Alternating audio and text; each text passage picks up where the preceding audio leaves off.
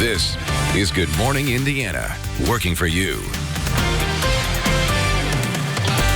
It is 5 o'clock here on your Wednesday. Good morning to you. I'm Lauren Casey. Here's what's making headlines on this July 1st. A number of new laws are now in effect today here in the state of Indiana, including a hands-free driving law. Working for you will break down what the latest legislation means for you. A Carmel pastor is clarifying a post he made comparing protesters to, quote, maggots and parasites. His response to the backlash and the changes a local group is pushing for within the church. And the November election is only 18 weeks away, and officials are working to make voting easier for Hoosiers. How one group is helping those who have been incarcerated cast their ballot. But first, we do need to get a check of your Storm Team 6 forecast. Todd Clausen is joining us right now in studio with a look at what we can expect here as we start a brand new month. Todd, I can't believe that it's July 1st. All right, I was just looking at the stats for July, and I'll show you this in a little bit. Lauren, believe it or not, our average high temperature starts to go down during the month of July. Hard to believe. Here we are in the middle of summer outside right now, though. It is warm, it is humid, and you need to have basically the same things you have had the past couple days. The sunglasses are needed, sunscreen if you're going to be outside, and drink plenty of water as we deal with this heat and humidity. I did not check the umbrella. Our rain chances actually come down a little bit today from where they were earlier in the week. 60s and 70s here this morning, 69 in Martinsville, 68 in Bloomington, as well as Tipton and Muncie. 70 is the current temperature in Greenfield. The skies, they're mainly clear for the most part. A little bit of cloud cover here off towards the east. The storms are still well off to our west, and it's only an isolated storm chance as we work our way throughout the day today. Otherwise, plenty of sunshine. Look at the noontime temperature up to 84 degrees, 88 to 89 degrees by the time we get to 4 p.m. We deal with the heat, we deal with the humidity, but it's about to get even hotter across the area as we enter the holiday weekend. More on that, Lauren, in just a few minutes. All right, Todd, thanks so much. Let's take a look right now at traffic as you're heading out on the roads. This is I-465 near Pendleton Pike up on the northeast side. Traffic here is moving along smoothly. No crashes around the metro area right now to slow down your Wednesday commute. Well, today, new laws that were passed in the most recent legislative session will go into effect. This morning, our Kelsey Anderson joins us with what you need to know this July 1st. Kelsey. Well, some of those new laws going into effect today include things on panhandling, abortion, tobacco, and using a handheld device while driving. The federal age to buy tobacco products was raised from 18 to 21 at the end of 2019. So what changes today? A new law now doubles many penalties retailers will face if they sell tobacco products to somebody under the age of 21. And starting today, a woman who undergoes an abortion will have the right to bring the fetal remains to a healthcare facility for disposal. It isn't required, but they will now have that option. And lastly, get used to not holding your phones while driving. You can still use it, but it must be out of your hands. That means it either has to be on speakerphone or on Bluetooth. Violators will be subject to a fine, but will not lose points on their license for the first year while the law is phased in. For everything you need to know about laws going into effect today, July 1st, head over to theindychannel.com. I'm Kelsey Anderson, RTV 6. Kelsey, thank you. Well, the panhandling laws were also set to get a lot stricter today, but yesterday a federal judge blocked the bill from going into effect, saying it's unconstitutional. The law would have made it illegal to panhandle within 50 feet of a parking meter, parking garage, ATM, restaurant entrance, or exit, and public monument. The new law will not go into effect as planned today, but the arguments will continue in court until a permanent decision is made. Also, a reminder, the Bureau of Motor Vehicles is resuming charging late fees, so anyone with an expired driver's license, permit, state identification card, or vehicle registration will be charged a late fee unless they complete the renewal transactions by today. There are 18 weeks until the November election as local election staff work to make voting easier and safer for Hoosiers. We're bringing you stories about how to make sure that your voice is heard at the ballot box. Our Alyssa Donovan is joining us live this morning. And Alyssa, there's one group working to make sure that everyone who has the right to vote in our state gets a chance. That's right, Lauren, and we spoke to a representative from that group, and she says that right now they're working to inform those who have been previously incarcerated about their rights to vote, because they do have those rights and they can vote as soon as they are released. The importance of voting has been at the forefront of recent protests for racial justice, many sharing the message that the only way to change the system is by voting, which is why Project Leah, which works with women who have been formerly incarcerated, is trying to share the message that after being released from incarceration, Hoosiers can once again vote in elections. The people who really have the power to better our lives, to change the justice system, it's all in the power to vote. And the ACLU of Indiana is also fighting against low voter turnout with their Yes, I Can Vote campaign, reaching out to people who have been incarcerated to let them know their rights. Now, voting rights for felons vary from state to state, but here in Indiana, if you have been convicted of a felony and completed your prison sentence, you can vote as soon as you complete that sentence. Reporting live, Alyssa Donovan, RTV6. Alyssa, thank you. New this morning, a pastor in Carmel is facing backlash for his comments about Black Lives Matter, is clarifying his post. Reverend Theodore Rothrock of St. Elizabeth Seton Catholic Church wrote in a weekly message on the church website, comparing protesters to, quote, maggots and parasites. It also questioned if Frederick Douglass and Dr. Martin Luther King Jr. would have participated in today's demonstrations. The post has since been deleted. He did write a response and clarification message that was posted to the church's website overnight. It reads in part, quote, "It was not my intention to offend anyone, and I'm sorry that my words have caused any hurt to anyone. Racial and ethnic bigotries are evils that have been rightly condemned by the church and are not to be tolerated. They have never been tolerated by me and never will be," end quote. You can read his full response on our website. Just go to theindychannel.com. Now, a new group called Carmel Against Racial Injustice is calling for Rothrock to be removed from the church. They also want to require training for priests on systemic racism and diversity. The group plans to peacefully protest Rothrock's statements outside of the church Sunday morning. At 5:06, RTV6 and our partners at Radio 1 are joining the conversation about racism and racial inequality. A conversation on race connecting Central Indiana will feature a variety of panelists from the community. You can submit a question by going to our website, theindychannel.com. Watch the virtual town hall at 7 p.m. Thursday right here on RTV6 and on our digital platforms. It will also be simulcast on 3 Radio 1 stations. Now to the latest on the COVID-19 outbreak. The Indiana State Department of Health is reporting 16 new deaths and 385 new cases across the state. That's 11 more deaths than were reported on Monday. Some of the deaths reported on Tuesday date back to the middle of May. More than 45,000 cases have been confirmed since the pandemic began for that virus. 484,000 Hoosiers have been tested so far. More than 9% of those tests have come back positive. Today, Indianapolis Mayor Joe Hogsett will announce a new program aimed at helping the economy bounce back from this pandemic. The mayor's office says the Economic Restart program will encourage residents to support and explore local restaurants, museums, cultural institutions, and more. City and community leaders will share details at 1 o'clock this afternoon. You can look for updates on air and on our website, theindychannel.com. Indiana Governor Eric Holcomb is extending the prohibition on evictions, foreclosures, and the disconnections of utility services in Indiana amid this pandemic. He signed an executive order saying the prohibition of evictions and foreclosures has been extended through July 31st. All utilities regulated by the Indiana Utility Regulatory Commission are prohibited against service disconnections through August 14th. Unregulated utilities must also extend service through August 14th. This morning, Victory Field sits dark and the stands are empty, and it's going to stay that way. The Indianapolis Indians announcing they're among the 100 other minor league teams that will not have a season this year.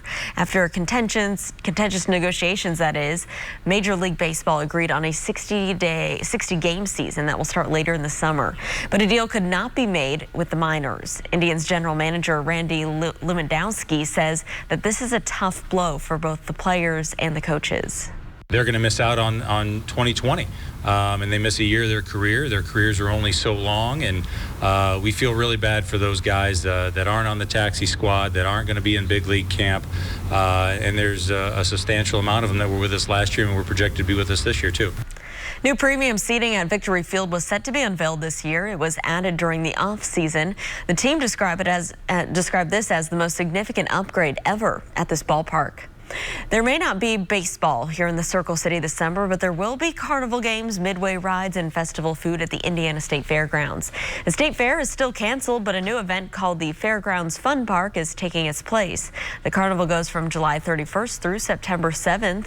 The company behind the attraction says health and safety precautions will be taken, including hand sanitizing stations around the fairgrounds, plexiglass shields at the food vendors, and additional disinfecting procedures.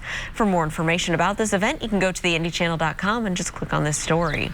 It is 5:10 here on your Wednesday. Let's get a check of our forecast with Todd Clausen. And Lauren, more heat, more humidity in the forecast, but rain chances decreasing here across central Indiana in the coming days. That is the good news as we get you out the door this morning. Temperatures are hovering right around the 70-degree mark for almost everybody, with skies that'll eventually be mostly sunny once the sun comes up. There's just a few fair weather clouds here on the far western side of the state. As far as any storms go, big cluster near Omaha. Those will dive down to our south. We will not see anything like that. We will just have the chance of a spot storm popping up once again in the afternoon and the evening hours, with high temperatures that'll be in the upper 80s to right around 90 degrees in many locations. You factor in the humidity, though, it's going to feel like it's in the low 90s all across the area.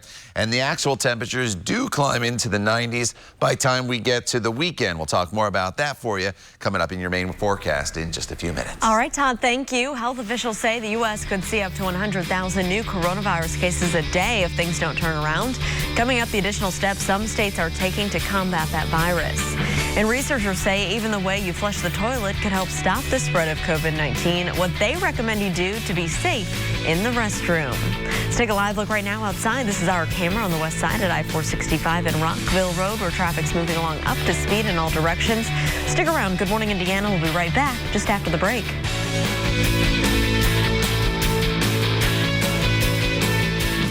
One-hour series premiere Wednesday, July 15th on ABC. Welcome back. A new reality check in the fight against COVID-19. The number of new cases in the United States has jumped by 80% in the last 2 weeks. Dr. Anthony Fauci warns the death toll is going to be, quote, very disturbing. ABC's Megan Tevrizian has the latest.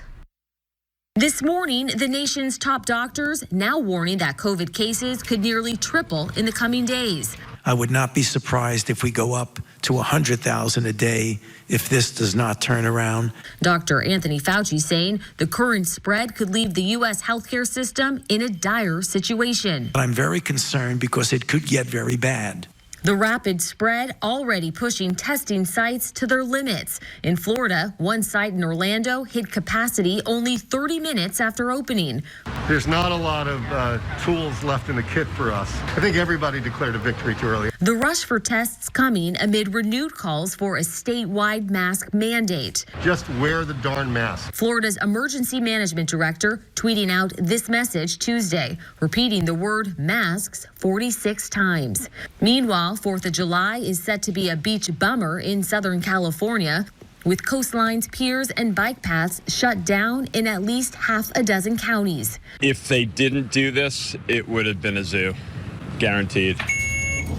In neighboring Arizona, the death toll climbing as gyms and bars are shuttered once more. Infections are now rising in 35 states, with 17 states either pausing or rolling back reopenings and warning against large gatherings. It comes as New York, New Jersey, and Connecticut expand their quarantine list, now including visitors from California, Georgia, and 14 other states. Airlines flying into New York giving travelers from hotspots this form, asking them to self-quarantine for 14 days.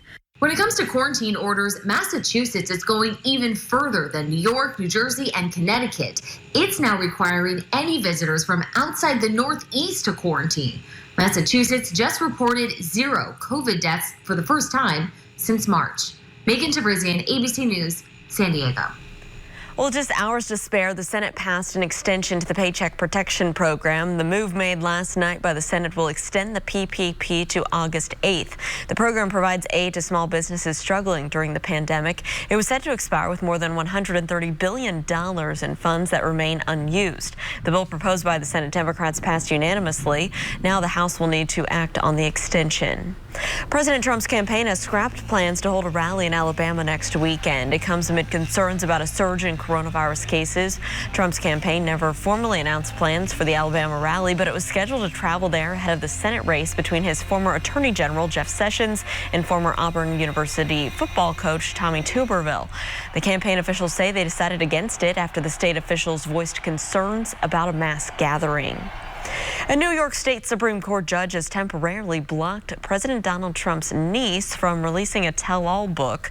Mary Trump's book titled, quote, "Too Much and Never Enough, How My Family Created the World's Most Dangerous Man," end quote, was set to be published on July 28th. But President Trump's younger brother, Robert, filed a lawsuit to stop the release last week, and the judge agreed to temporarily block the book from coming out. Robert says the book violates a confidentiality agreement from the estate of President Trump's father. The publisher of the book says they plan to appeal that decision. At 5:18, let's toss things over to Todd for a look at what you can expect as you head out on the roads this morning, Todd. Yeah, we're dealing with some minor visibility issues here, Lauren, across the area. It's definitely not widespread, but the visibility now in Lafayette down to a half a mile. One little pocket here north of Indianapolis as you work your way kind of towards the Boone, Hamilton, and Tipton County lines, and Clinton County as well. And then as you look back off to west down towards Greensburg, a patch of fog, but it's not an issue in downtown. And it's going to vary here across the area. It just really depends who saw more rain compared to sunshine yesterday. So as we work our way throughout the course of the day today, we start with lots of sunshine across the area. You notice some clouds trying to filter their way back from west to east across the area, but we're going to dodge any big clusters of storms here throughout the day today. That is the good news. This cluster of storms is going to dive down to our south. Instead, we're just going to manufacture some isolated storms throughout the day today, but it's a smaller chance of storms today than what we saw on Monday or Tuesday across the area. It's only about a 30% chance of a spot storm this afternoon. And then we enter a pretty dry stretch of weather just as we get into the holiday weekend. I took the storms out of the forecast for Friday and Saturday. I still left the chance of about a 20% storm chance in the forecast for Sunday. But overall, I think the big weather story for this holiday weekend is going to be not the rain chances, but the heat, as temperatures will be climbing, it looks like up into the 90s. As far as today goes, here's your rain chances. Nothing here this morning. And as we work our way throughout the afternoon hours, you just notice these few isolated showers and downpours that are going to start to develop across the area. And that's really going to be just about it heading into the evening hours, and they all should fade soon as the sun starts to set. So I wouldn't bank on seeing any rainfall across the area today in your neighborhood, but if you do, just kind of consider yourself more unlucky than the others, because most of us remain completely dry. 68 in Bloomington right now, 70 in Indianapolis. Throughout the day today, temperatures will be climbing all the way into the upper 80s, right around 90 degrees once again for most of the area. The humidity is around today as well. Overnight tonight, temperatures back down into the 60s. And then look at this tomorrow. Sunny skies, highs right around 90 degrees. Here's your 7-day planning forecast.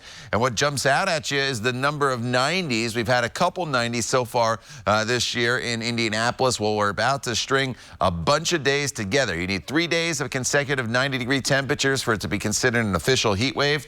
Well, we're going to string, it looks like, at least 5 to maybe 6 or 7 days of 90-degree heat together starting on Friday. Lauren. All right, Todd, thank you. Let's take a look right now at traffic as you're heading out there on the roads. This is a look north of downtown, I-65 at 30th Street, where traffic is moving along up to speed, both northbound and southbound.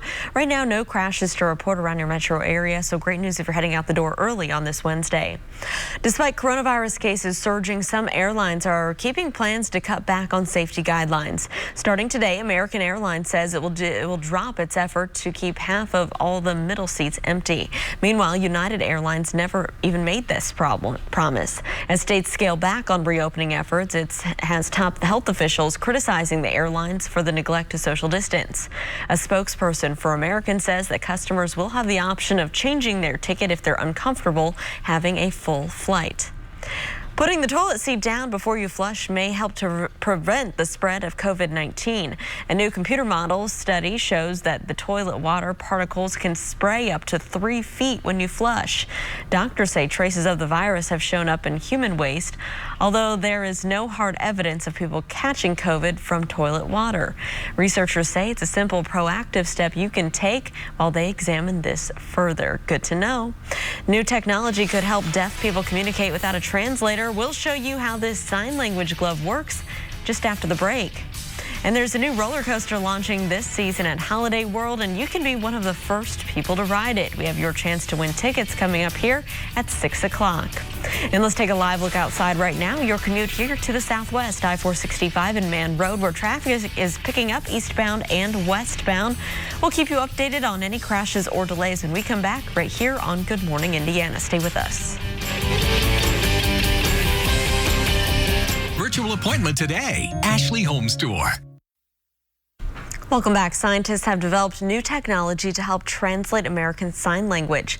It's a glove that has sensors along all 4 fingers and a thumb, and it can identify words, phrases, and letters in ASL. It was developed by students at UCLA, and the goal is to help deaf people communicate directly with anyone without needing a translator. Those signals are sent and spoken through a smartphone app. Adhesive sensors can also be put on people's faces to capture facial expressions used in ASL. Wow, that's pretty incredible, Todd. You never know what they're going to come up with next. Right? Yeah. Absolutely. Never ceases to amaze you. Yeah. So that is awesome. All right, outside right now, you may not think the weather is awesome if you don't like the heat and humidity. The good thing is we take the chance of storms kind of out of the forecast in the coming days. It's a real small chance this afternoon. If you look really, really close, you can see the sky starting to brighten there from downtown to the north. And we'll have a good amount of sunshine here this morning for you as you get going on this Wednesday. Temperatures up to about 73 degrees with mostly sunny skies at 9 a.m. And then as we transition into the afternoon, just about a 20 to 30% chance of an isolated storm during the peak heating of the day. Otherwise, hazy sunshine and high temperatures right around 90 degrees. More on the holiday weekend forecast for you coming up when Good Morning Indiana continues. The time now is 5:27. Show today at 10 on RTV6. This is Good Morning Indiana, working for you. It'll be hands off for Indiana drivers starting today. Now at 5:30, we're taking a look at several new laws going on the books, including one that impacts how you operate behind the wheel. And on this Wednesday, the local organization making sure that every Hoosier who has the right to vote can cast a ballot in November. Good morning to you on this Wednesday. This is Good Morning Indiana. We begin a new month, but you can count on your old friends here at GMI to get you through another day. And when I say old, I'm talking about myself and Todd, not Lauren. Good morning to you. Oh, thank you, Raphael. Todd's like, what the heck? I'm pretty sure you got a decade on me at least here, Raphael. So. Oh, simmer down, you guys, simmer down. maybe not quite 10 years, but. Okay, well, we're not going to do any counting today other than the temperatures. So, Todd, stick with what you know. Yeah. Let's go with what the weather's going to be like today. Here's the deal, Raphael. You and I are at least below the high temperature for the day today. So that is good news. In fact, we're below the current temperatures outside right now, which are in the 60s and 70s. 65 in Crawfordsville, 69 in Martinsville, 71 degrees is the current temperature in Indianapolis, and 71 in Connorsville as well. Skies are mainly clear this morning. There's a little bit of patchy fog in some spots, and you know some clouds off to our west. You'll notice the skies kind of build in the clouds throughout the afternoon hours. As far as rain chances, yes, they're in the forecast for the day today, but they're lower than they have been the past few days. It's really just a spot storm here or there throughout the afternoon and evening hours. We're already into the mid-80s by the noon hour with high temperatures later on this afternoon. Lauren, that'll be topping off right around 90 degrees. All right, Todd, thanks so much. Let's take a look right now at your commute as you're heading out the door this Wednesday morning. Here's I-65 of either West Street and MLK as you're heading into downtown, maybe for work this morning. You shouldn't have any problems on the interstates. Everything is traveling up to speed. The good news right now, no crashes to report around the metro area, but of course I'll continue to keep my eyes on your roads as you're heading out the door on this July 1st. Raphael? The time now is 5:32 here on Good Morning Indiana, and today new laws are going into effect. This morning, our Kelsey Anderson, she joins us on what you need to know on this July the 1st. The laws going into effect this morning are fairly small compared to years past, and that's because the 2020 legislative session was fairly short. At the end of last year, the federal age to buy tobacco products was raised from 18 to 21. And starting today, a new law now doubles many penalties retailers will face if they sell tobacco products to somebody under 21. And along the lines of abortion, a woman who undergoes an abortion will have the right to bring the fetal remains to a healthcare facility for disposal. Now, that isn't required, but they do now have that option. And lastly, you want to get used to not holding your phone while driving. You can still use it, but it must be out of your hands. That means starting today, it either has to be on speakerphone or on Bluetooth. Violators will be subject to a fine, but will not lose points on their license for the first year while the law is phased in. For everything you need to know about laws going into effect today, July 1st, head over to theindychannel.com. I'm Kelsey Anderson, RTV 6.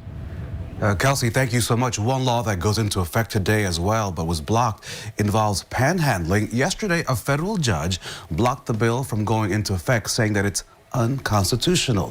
That law would have made it illegal to panhandle within 50 feet of a parking meter, a parking garage, ATM, restaurant entrances or exits, and public monuments.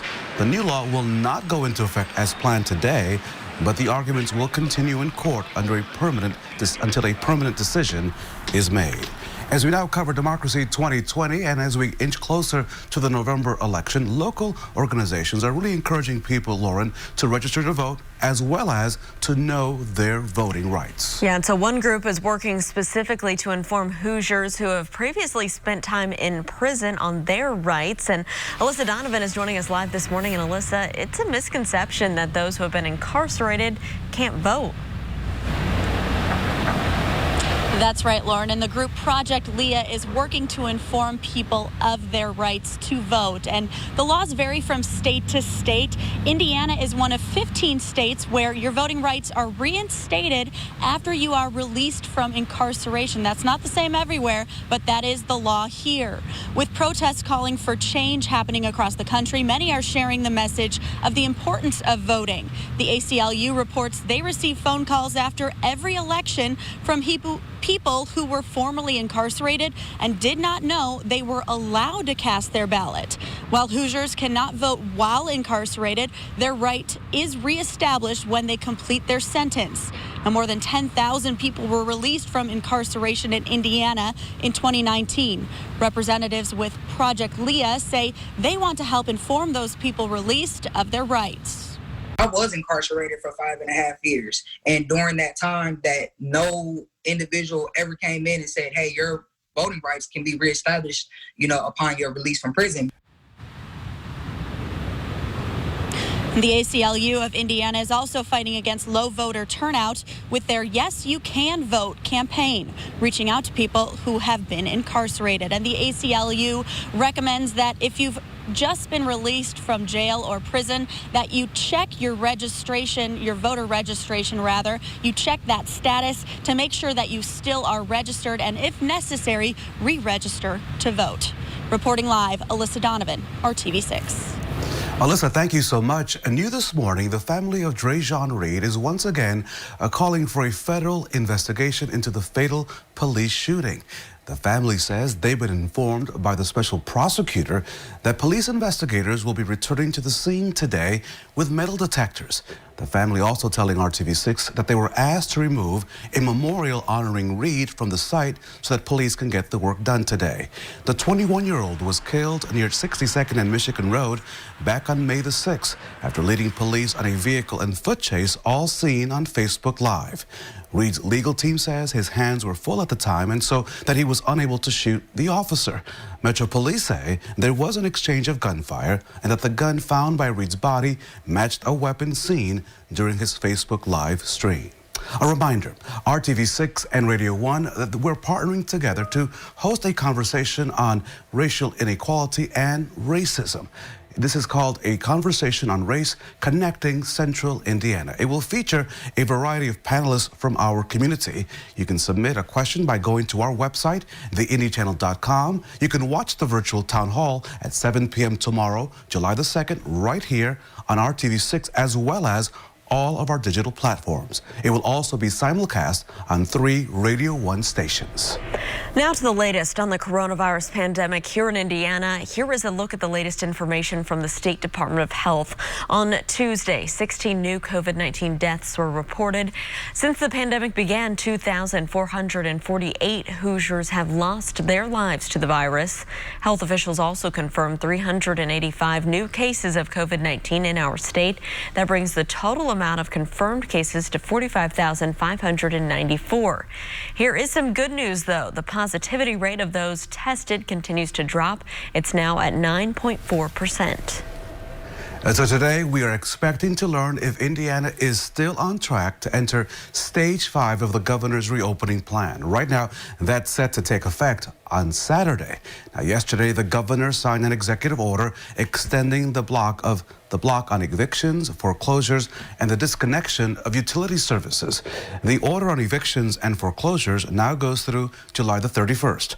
All utilities regulated by the Indiana Utility Regulatory Commission cannot have services disconnected through August the 14th. It is 5:39 and we are only a few days into the summer season, but already school districts are busy preparing to welcome students back with some changes in place due to the pandemic.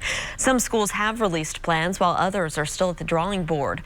Changes include making sure that students are wearing a mask during the school day, reserving and limiting spots on school buses, rotating playground zones, increased disinfecting, and not allowing school visitors.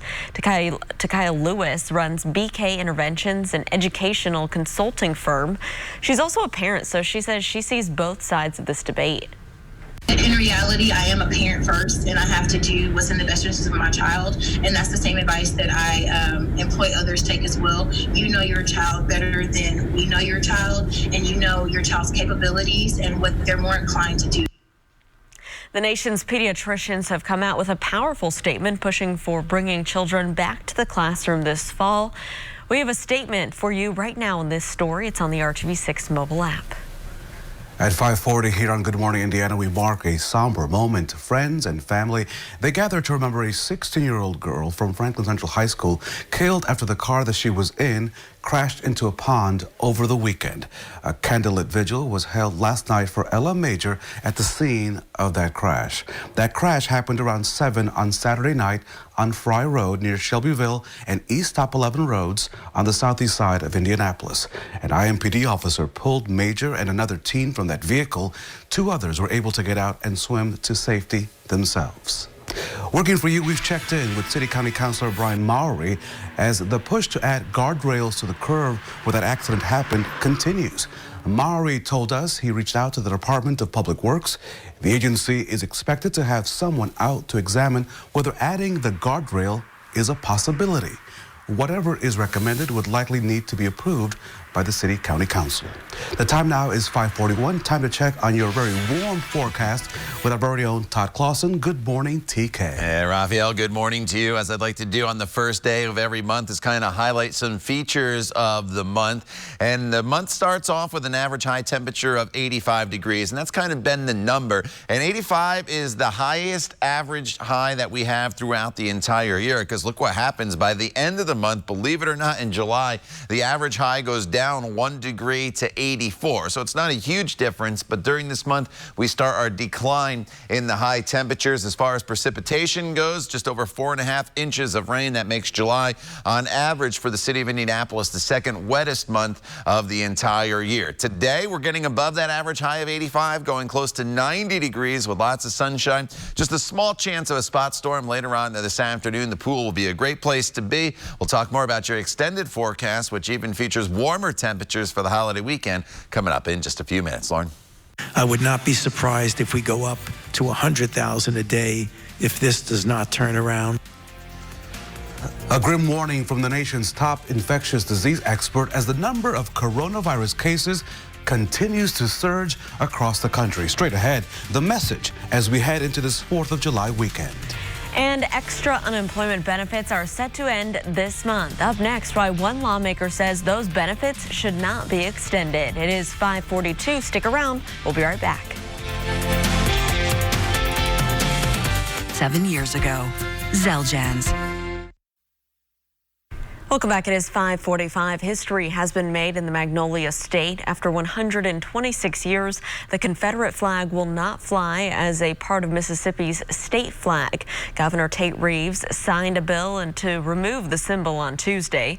The move comes 2 days after the state legislators voted to get rid of the flag, and that was weeks after massive protests for racial justice swept the nation. Mississippi was the last state to feature the Confederate insignia on its flag. Now a state commission will come up with a new flag design, which will be put before voters in November. The future flag will feature the words "In God We Trust," while the Confederate emblem will be gone. New this morning, the victims of Harvey Weinstein will split nearly $19 million as part of a class action lawsuit. The settlement, as you may recall, stems from a 2018 lawsuit against Weinstein and his company. The victims claim that Weinstein fostered a hostile work environment as part of the agreement. The victims are released from confidentiality, non-disclosure, or non-disparagement agreements. That means that they can share the stories without any fear of retribution. The bankruptcy and district courts must still sign off on that settlement. Weinstein is currently serving 23 years in prison in New York for the sex crimes. He's also facing sex crime charges in Los Angeles. A new strain of swine flu that can spread from pigs to humans has been discovered in China, and it's now triggering fears of a new pandemic threat. Researchers are calling it the G4 virus. They say it's genetically descended from the H1N1 swine flu that caused the 2009 pandemic. It's been spreading on pig farms in China since 2016. Few people have been infected, but there's no documented evidence that anyone has become sick. Health officials say despite their concerns, the new swine flu is not a global threat right now, but it's something they're keeping their eyes on. At 5:47, the number of known COVID-19 cases in the United States doubles every month, and that's according to Johns Hopkins University. And Lauren, with cases rising in more than 30 states, but not including Indiana, Dr. Anthony Fauci says we are on track to possibly see 100,000 new cases every single day. At least 19 states have decided to halt or roll back reopening plans just ahead of the 4th of July weekend. Some of Florida's beaches will be closed after a surge that just on Tuesday saw more than 6,000 new cases. And this morning, medical and political leaders from both parties continue to stress the importance of wearing facial coverings in public. We need a national order for everyone to wear masks. We need 6-foot distancing nationally, avoiding crowded places nationally, and we all have to do that together. Dr. Fauci also says we can't just focus on areas that are experiencing those surges. He says all states must remain vigilant to stop the spread of the virus. The time now is 5:49, another warm day in central Indiana. As we begin a new month, Todd Clausen, it's going to be muggy out there again. Yeah, very muggy. The heat continues, and it's only going to get warmer as we push into the 4th of July weekend. This morning as you walk out the door, it's not a huge issue, but these visibilities have been fluctuating just a little bit across the area. And the worst of the visibility is actually just north of Indianapolis and Zionsville here, kind of hugging the Hamilton-Boone County line. Visibility was down to a half mile in Lafayette. You can see that has come up. So as you take to the roadways, again, it's not a huge problem for us, but there is some visibility restrictions out there, and it's fluctuating a little bit. So just be aware of that as you cross the miles off this morning here if you do have to get on the roadways. And you can see this little thin layer of fog as you look from downtown to the north. Plenty of blue sky above that, though, and we'll burn any fog off pretty quickly now that the sun's getting above the horizon, and it'll turn into a very bright morning for us. 68 in Bloomington, 69 Martinsville, 67 in Tipton, 70s the current temperature as you make your way off into the Greenfield area. As far as the dew points today, we're still in this uncomfortable range. They are down a little bit from those mid-70s that we saw Monday and Tuesday, and you can see we'll drop into the 60s. So it's a little bit better, but still not quite where we want it to be as far as comfort level here across central Indiana. We need to get those low 60s and the 50s back, but I don't see that happening happening really anytime soon. A little more in the way of cloud cover off to the west compared to the east, where skies are mostly sunny. Storms today are going to be very, very isolated. We're not going to see any big complexes of storms like the one you see off to the west in Omaha and Kansas City head our way. But we'll start to just manufacture these isolated storms once again throughout the course of the afternoon hours. But they're very, very hit or miss. Most of us remain completely dry. It's only about a 20% chance that you'll see a storm in your backyard. So as we work our way throughout the day today, it's more about the heat and the humidity once again as high temperatures get up to right around 90 degrees with just that stray storm chance. Tomorrow we take the storms out of the forecast as high pressure builds in. Lots of sunshine tomorrow with high temperatures very similar to today in the upper 80s to right around 90 degrees. And then as we go through the next couple days and looking ahead, Friday 92, mostly sunny, still on the muggy side. Saturday for the 4th of July, mostly sunny skies. A very, very small chance of a stray storm in the afternoon, but any fireworks celebrations going on in the evening hours should be just fine. There's also a lunar eclipse on Saturday. And then on Sunday, a little better chance of an isolated storm, up to about 30% chance. But look at that high temperature on Sunday, 93 degrees. And as we continue into next week, Lauren, we keep the temperatures in the 90s. But again, this morning, there's a little bit of patchy fog here across parts of the area. All right, Todd, and you mentioned the patchy fog out there, and here is a look at it right now. This is to our southeast. I-74, a view of near Thompson Road. So you can see the reduced visibility out there. Don't forget to use the low beam headlights. Leave plenty of space between you and the car in front of you if you run into this patchy spots of fog out there for your commute. The good news, though, no crashes to report around the metro area, and everything overall is traveling up to speed. So we'll continue to keep a close eye on things and keep you updated. Raphael? The road for many to get unemployment benefits during this pandemic has been quite bumpy. The extra $600 in unemployment benefits is set to expire at the end of this month. And this morning, a top Republican in the U.S. House of Representatives does not believe that that benefit should be extended beyond July the 31st. Republicans and Democrats have been debating over what else needs to be done to help the country recover from the economic effects of the pandemic. House Minority Leader Republican Kevin McCarthy says the focus should be on getting people back to work. I don't think it's productive to extend the added money from the federal government. We're finding numerous people, I've had conversations with Democrats on the other side of the aisle from their own constituency hearing it as well, that it's becoming a hardship for individuals to be able to go back to work. I think the greatest incentive here is let's help people get back to work in a safe manner. Again, that extra money is set to expire on July the 31st, but may end a week earlier in some states because of how unemployment benefits are scheduled. Major league teams in baseball are returning this month, and while fans can't be there in person, two teams are getting creative to provide a virtual experience. We'll have all the details coming up after the break. Stay with us. Senior Living in the heart of Carmel. Welcome back. Major League Baseball is set to return later this month, and two California teams have come up with a unique way to fill the stands. So, Lauren, fans will not be allowed in the stadiums because of the pandemic. So the Oakland A's and the San Francisco Giants are offering the next best thing. Sort of. Fans can show their support by purchasing cardboard cutouts that will be seated throughout the stadiums for the entire season. Now, prices range from $49 to $129. And as a bonus, if a virtual fan seated in the foul ball zone gets hit with a ball, the team will send the ball to that fan. And the best part of that, you won't end up with a medical bill, which is even better. Oh, my goodness. I've been to that ballpark out in San Francisco, and that is a cool one. So it's too bad fans can't be there in person, but I guess that's the next best thing, I should say. Everybody wants to get a ball. So, yeah. That's the easy way to get it. They just mail it right to you. All right, outside right now, we're dealing with a beautiful sunrise taking place. Temperatures are in the 60s and 70s. Your Wednesday's off to a great start. As far as where we're going for the rest of the day, it's another hot one with high temperatures near 90 degrees. Can't rule out the chance of a stray storm, but the humidity still remains high. We'll dive into your forecast in more detail coming up in the 6 o'clock hour. Stay with us. We're back in just a couple minutes.